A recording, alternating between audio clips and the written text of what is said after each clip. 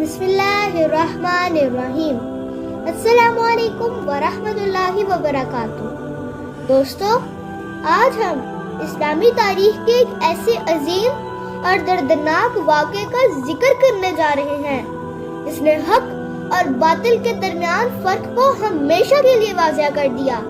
یہ واقعہ ہے کربلا کا، جہاں نواسۂ رسول صلی اللہ علیہ وآلہ وسلم حضرت امام حسین رضی اللہ تعالیٰ عنہ، ان کے اہل بیت اور وفادار ساتھیوں نے دین اسلام کی سربلندی، حق کی حفاظت اور ظلم کے خلاف آواز بلند کرنے کے لیے اپنی جانیں قربان کر دی۔ یہ صرف ایک جنگ کی داستان نہیں، بلکہ صبر، وفاداری، قربانی، بہادری اور حق پر ثابت قدم رہنے کا ایک ایسا درس ہے جو قیامت تک انسانیت کو راستہ دکھاتا رہے گا۔ واقعہ کربلا اسلامی تاریخ کا ایک نہایت اہم اور دردناک باب ہے۔ یہ واقعہ 10 محرم الحرام 61 ہجری کو کربلا کی سرزمین پر پیش آیا۔ حضرت امام حسین رضی اللہ تعالیٰ عنہ نے حق، انصاف اور دین اسلام کی سربلندی کے لیے عظیم قربانی پیش کی، جس کی مثال تاریخ میں بہت کم ملتی ہے۔ حضرت امیر معاویہ رضی اللہ تعالیٰ عنہ کے وصال کے بعد ان کے بیٹے یزید نے حکومت سنبھالی۔ یزید چاہتا تھا کہ تمام مسلمان اس کی بیعت کریں تاکہ اس کی حکومت مضبوط ہو جائے۔ اس نے مدینہ منورہ کے گورنر ولید بن عتبہ کو حکم دیا کہ حضرت امام حسین رضی اللہ تعالیٰ عنہ، عبداللہ بن زبیر رضی اللہ تعالیٰ عنہ اور دیگر اہم شخصیات سے بیعت لی جائے۔ جب حضرت امام حسین رضی اللہ تعالیٰ عنہ کو بلایا گیا تو آپ نے فرمایا کہ اتنے اہم معاملے کا فیصلہ خفیہ طور پر نہیں ہو سکتا۔ آپ نے یزید کی بیعت کرنے سے انکار کر دیا کیونکہ آپ سمجھتے تھے کہ حکمران کو عدل، تقوی اور اسلامی تعلیمات پر عمل کرنے والا ہونا چاہیے۔ مدینہ منورہ میں کسی قسم کی خون ریزی اور فساد سے بچنے کے لیے حضرت امام حسین اپنے اہل خانہ کے ساتھ مکہ مکرمہ تشریف لے گئے۔ مکہ میں آپ کی آمد کی خبر پورے عالم اسلام میں پھیل گئی۔ اسی دوران عراق کے شہر کوفہ سے ہزاروں خطوط اور پیغامات آنے لگے۔ کوفہ والوں نے لکھا کہ ہم آپ کو اپنا رہنما مانتے ہیں، آپ تشریف لائیں، آپ کا بھرپور ساتھ دیا جائے گا۔ حضرت امام حسین رضی اللہ تعالیٰ عنہ نے حالات کی حقیقت جاننے کے لیے اپنے چچا زاد بھائی حضرت مسلم بن عقیل رضی اللہ تعالیٰ عنہ کو کوفہ روانہ کیا۔ کوفہ پہنچ کر حضرت مسلم بن عقیل رضی اللہ تعالیٰ عنہ نے دیکھا کہ بڑی تعداد میں لوگ امام حسین رضی اللہ تعالیٰ عنہ کی حمایت کا اعلان کر رہے ہیں۔ ہزاروں افراد نے ان کے ہاتھ پر بیعت بھی کی، لیکن جب یزید کی طرف سے عبید اللہ بن زیاد کو کوفہ کا گورنر مقرر کیا گیا تو اس نے سختی اور دھمکیوں کا راستہ اختیار کیا۔ لوگوں کو ڈرایا گیا، بعض کو قید کیا گیا اور بعض کو سزا دی گئی۔ خوف کی وجہ سے بہت سے لوگ حضرت مسلم بن عقیل رضی اللہ تعالیٰ عنہ کا ساتھ چھوڑ گئے۔ آخرکار حضرت مسلم بن عقیل رضی اللہ تعالیٰ عنہ گرفتار کر لیے گئے اور شہید کر دیے گئے۔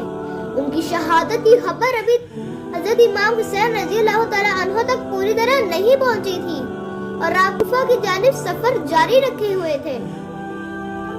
راستے میں کئی لوگوں نے امام حسین رضی اللہ تعالیٰ عنہ کو مشورہ دیا کہ کوفہ نہ جائیں کیونکہ وہاں کے حالات بدل چکے ہیں، لیکن آپ نے فرمایا کہ میرا مقصد اقتدار حاصل کرنا نہیں بلکہ حق کا ساتھ دینا اور امت کی اصلاح کرنا ہے۔ جب حضرت امام حسین رضی اللہ تعالیٰ عنہ کربلا کے مقام پر پہنچے تو یزیدی لشکر نے آپ کو گھیر لیا۔ روایات میں لشکر کی تعداد مختلف بیان ہوئی ہے، تاہم یہ بات طے ہے کہ یزیدی فوج تعداد میں بہت زیادہ تھی، جبکہ امام حسین رضی اللہ تعالیٰ عنہ کے ساتھ صرف چند درجن وفادار ساتھی تھے۔ کربلا کی تپتی ہوئی زمین پر اہل بیت اور ان کے ساتھیوں نے اپنے خیمے نصب کیے۔ 7 محرم کو دریائے فرات سے پانی لینے پر پابندی لگا دی گئی۔ شدید گرمی اور صحرا کی سختیوں کے باوجود اہل بیت اور ان کے ساتھی صبر و استقامت کا مظاہرہ کرتے رہے۔ بچوں کی پیاس سے بلبلاتی ہوئی آوازیں خیموں سے سنائی دیتی تھی، لیکن دشمن نے پانی بند رکھا۔ حضرت عباس بن علی رضی اللہ تعالیٰ عنہ کئی مرتبہ پانی لانے کی کوشش کرتے رہے۔ آپ اپنی بہادری، وفاداری اور شجاعت کی وجہ سے لشکر حسینی کے علمبردار کہلاتے تھے۔ 9 محرم کی رات، اسے شب عاشور کہا جاتا ہے، حضرت امام حسین رضی اللہ تعالیٰ عنہ نے اپنے ساتھیوں کو جمع کیا اور فرمایا کہ دشمن صرف مجھے چاہتا ہے، جو جانا چاہے چلا جائے، میں اسے اجازت دیتا ہوں۔ لیکن وفادار ساتھیوں نے جواب دیا کہ ہم آپ کو چھوڑ کر کبھی نہیں جائیں گے۔ اس رات سب نے عبادت، دعا، تلاوت قرآن اور استغفار میں وقت گزارا۔ 10 محرم کی صبح نماز فجر کے بعد جنگ کا آغاز ہوا۔ حضرت امام حسین رضی اللہ تعالیٰ عنہ کے ساتھی ایک ایک کر کے میدان میں اترتے رہے۔ ہر شخص جانتا تھا کہ تعداد بہت کم ہے، لیکن پھر بھی سب نے بہادری، وفاداری اور استقامت کی مثال قائم کی۔ سب سے پہلے امام حسین رضی اللہ تعالیٰ عنہ کے جانثار ساتھیوں نے جام شہادت نوش کیا۔ پھر اہل بیت کے نوجوان میدان میں اترے۔ حضرت بی بی زینب رضی اللہ تعالیٰ عنہ کے 2 بیٹے اون بن عبداللہ اور محمد بن عبداللہ رضی اللہ تعالیٰ عنہ اپنے ماموں حضرت امام حسین رضی اللہ تعالیٰ عنہ سے اجازت لے کر میدان جنگ میں گئے۔ دونوں نے بہادری سے مقابلہ کیا اور شہادت حاصل کی۔ اس کے بعد حضرت امام حسن مجتبی رضی اللہ تعالیٰ عنہ کے فرزند حضرت قاسم بن حسن رضی اللہ تعالیٰ عنہ میدان میں تشریف لے گئے۔ وہ کم عمر تھے، لیکن شجاعت میں کسی سے کم نہ تھے۔ انہوں نے بڑی دلیری سے جنگ کی اور شہادت کا عظیم مقام پایا۔ پھر حضرت علی اکبر رضی اللہ تعالیٰ عنہ میدان میں اترے۔ روایات کے مطابق وہ شکل و صورت، اخلاق اور گفتگو میں رسول اکرم صلی اللہ علیہ وآلہ وسلم سے بہت مشابہ تھے۔ جب وہ میدان کی طرف روانہ ہوئے تو امام حسین رضی اللہ تعالیٰ عنہ کی آنکھیں اشکبار ہو گئیں۔ حضرت علی اکبر نے بہادری سے جنگ کی اور شہید ہو گئے۔ حضرت علی اکبر کی شہادت کے بعد اہل بیت پر غم کے پہاڑ ٹوٹ پڑے۔ اس کے باوجود صبر اور استقامت کا دامن ہاتھ سے نہ چھوڑا گیا۔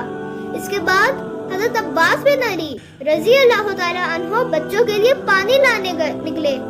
آپ دریائے فرات تک پہنچنے میں کامیاب ہو گئے اور مشکیزہ بھر لیا۔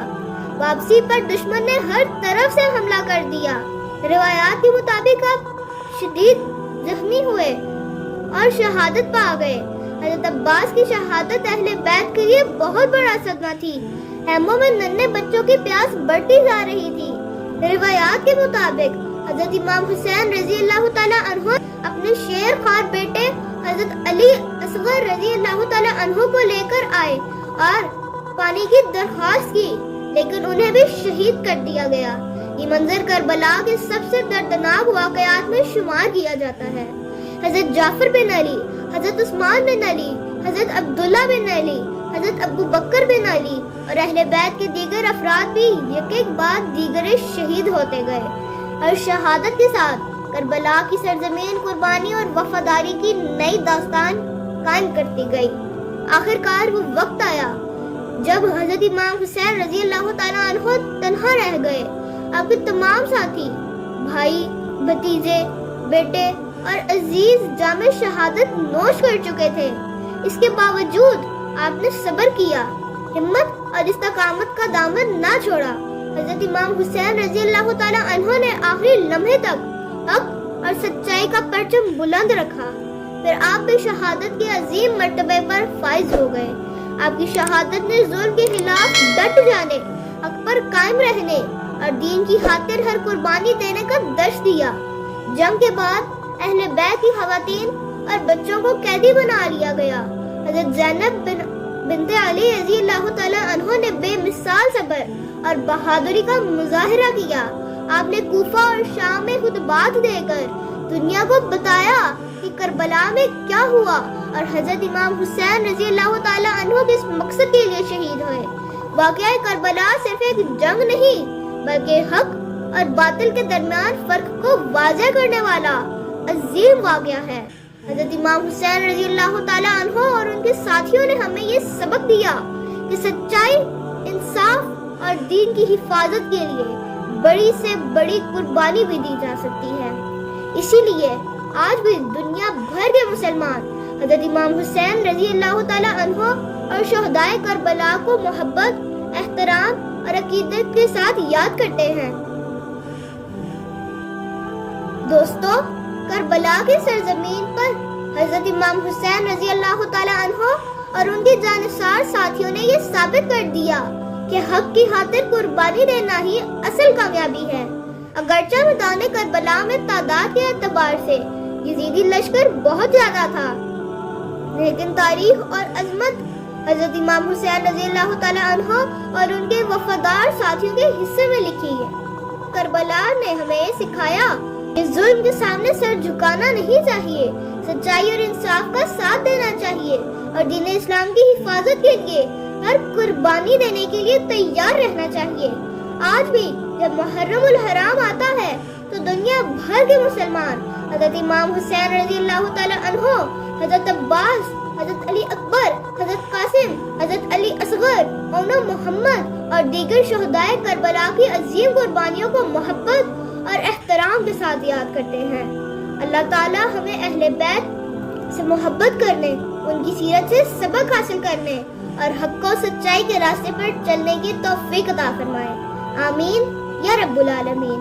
تو دوستو، یہ تھی آج کی میری ویڈیو۔ امید کرتی ہوں کہ آپ کو اچھی لگی ہوگی۔ اگر اچھی لگی ہے تو لائک لازمی کر دیجیے گا اور میرے چینل سبسکرائب بھی لازمی کر دیجیے گا۔ ملیں گے انشاءاللہ نیکسٹ ویڈیو میں۔ ٹل دین ٹیک کیئر، اللہ حافظ۔